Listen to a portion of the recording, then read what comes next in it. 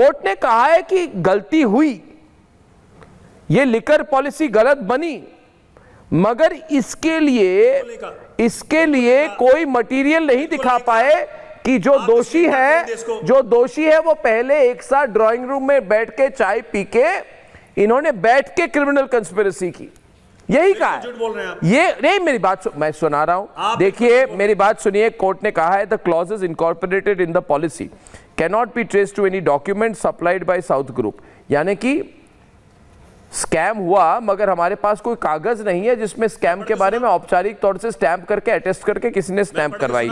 उसके बाद कहा the record reflects deliberations at various levels, examination by competent authority, progressive development of policy framework culminating in approval by Honorable LG. No material has been shown to suggest any prior agreement or meeting of minds indicative of criminal conspiracy in the formulation of a policy. अब ये ऐसी बात हुई, मैं इसको अंग्रेजी में simple सामान्य हिंदी में, मेरी हिंदी ऐसे ही खराब है, देखिए दोस्तों मैं आराम से ये हमारे सिंपल हिंदू कॉलेज लैंग्वेज में समझा रहा हूं, आपको मैं समझा रहा हूं। कोर्ट ने कहा कि स्कैम जरूर हुई है, मगर मान्यवर ये कोई ऐसी मीटिंग नहीं हुई। परमिट करें मुझे, मैं आप मुझे इंटरफियर क्यों कर रहे हैं?